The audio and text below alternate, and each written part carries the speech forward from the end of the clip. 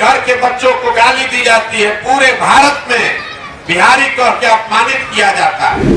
बिहार के लोग पूर्वक नहीं है, यहाँ के नेताओं ने हम लोग को पूर्वक बना दिया कि पूरे दुनिया से लोग पढ़ाई करने के लिए बिहार आते थे। पूरे देश का शासन बिहार से चलता था और आज हम लोग का दुर्दशा देखिए। हम लोग के बच्चों को पढ़ने के लिए 10,000 15,000 के मजदूरी के लिए पूरा भारत में घूम के गाली सुनकर काम करना पड़ रहा है। बंगाल में बिहार के युवाओं के साथ हुई बदसलूकी का घटना ने पूरे बिहार को हिलाकर रख दिया है। प्रशांत किशोर ने इस घटना को गंभीरता से लेते हुए बिहार के नेताओं को आड़े हाथे लिया और उन्हें इस स्थिति का जिम्मेदार ठहराया। प्रशांत किशोर ने अपने वक्तव्य में बिहार के उस प्राचीन इतिहास की चर्चा की जो एक समय विश्व भर में प्रसिद्ध था। बिहार को ज्ञान की धरती कहा जाता था, जहां नालंदा और विक्रमशिला जैसे प्रतिष्ठित विश्वविद्यालय थे, जहां दूर दूर से लोग शिक्षा प्राप्त करने आया करते थे।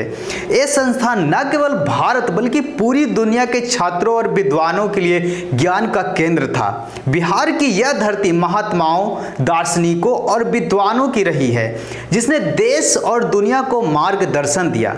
बुद्ध, महावीर और अशोक जैसे महान व्यक्तियों ने यहीं से मानवता को ज्ञान और नैतिकता का संदेश दिया। लेकिन आज की परिस्थिति को देखकर यह विश्वास करना मुश्किल हो जाता है कि यह वही बिहार है जिसे कभी विद्या का केंद्र माना जाता था। आज उसी बिहार को अपमान और अनदेखी का सामना करना पड़ रहा है। इसका सबसे बड़ा कारण प्रशांत किशोर ने बिहार के राजनीतिक नेतृत्व को मानते हैं। प्रशांत किशोर ने अपनी टिप्पणी में यह साफ तौर पर कहा कि आज बिहार के लोगों को पूरे देश में मूर्ख, अनपढ़ और मजदूर समझा जाता है। बिहारी शब्द आज कई जगहों पर गाली के रूप में इस्तेमाल किया जा रहा है। इसे एक बड़ी सामाजिक और राजनीतिक विफलता के रूप में देखा जा सकता है। उन्होंने आरोप लगाया कि बिहार के नेताओं के कारण ही इस स्थिति की उत्पत्ति हुई है। उन्होंने बिहार के राजनीतिक नेतृत्व पर निशाना साधते हुए कहा कि इन नेताओं की उदासीनता और भ्रष्टाचार के कारण बिहार का यह हाल हुआ है। बिहार जो कभी शासन और शिक्षा का केंद्र था, आज उस स्थिति में पहुंच गया है जहां उसके युवा मात्र 10 से 12,000 रुपए की मजदूरी के लिए अपने घरों से बाहर दूसरे राज्यों में जाने को मजबूर हैं। वहां उन्हें न केवल शारीरिक श्रम करना पड़ता है बल्कि मानसिक और सामाजिक अपमान भी सहन करना पड़ता है।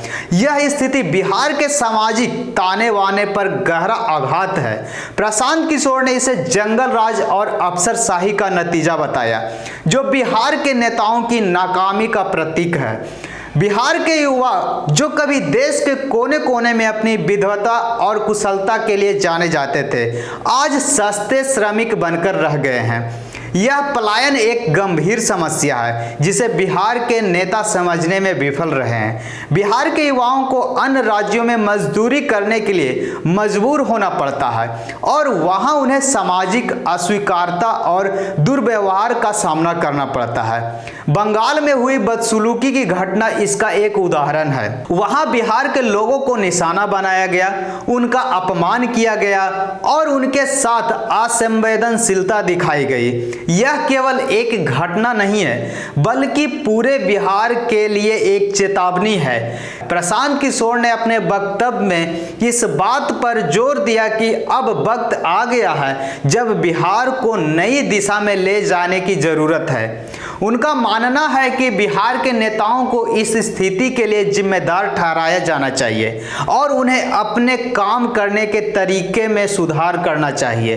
प्रशांत किशोर ने इस बात पर भी जोर दिया कि बिहार के बच्चों को शिक्षा के क्षेत्र में बेहतर अवसर दिए जाएं ताकि वे भविष्य में अपने राज्य और देश का नाम रोशन कर सकें। आज के समय में शिक्षा ही वह साधन है जिससे कोई भी समाज आगे बढ़ सकता है। यदि बिहार के युवाओं को सही शिक्षा और प्रशिक्षण मिले तो वे केवल मजदूरी करने वाले नहीं बल्कि नेतृत्वकर्ता बन सकते हैं। बिहार की मौजूदा स्थिति एक गंभीर चुनौती है, लेकिन प्रशांत किशोर का यह विश्वास है कि इसे बदला जा सकता है। बिहार के गौरवशाली इतिहास को याद दिलाते हुए उन्होंने इस बात पर जोर दिया कि बिहार के लोग मूर्ख या अनपढ़ नहीं हैं, बल्कि उनके पास अपार क्षमताएं हैं। आवश्यकता है उन्हें सही मार्गदर्शन, शिक्षा और अवसर प्रदान करने की।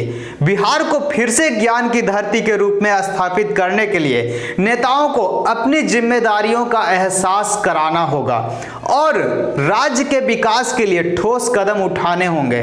बिहार के बच्चों और युवाओं का सम्मान और उनकी क्षमताओं का सही उपयोग तभी हो सकेगा जब उन्हें एक सशक्त और समृद्ध भविष्य की ओर ले जाया जाएगा।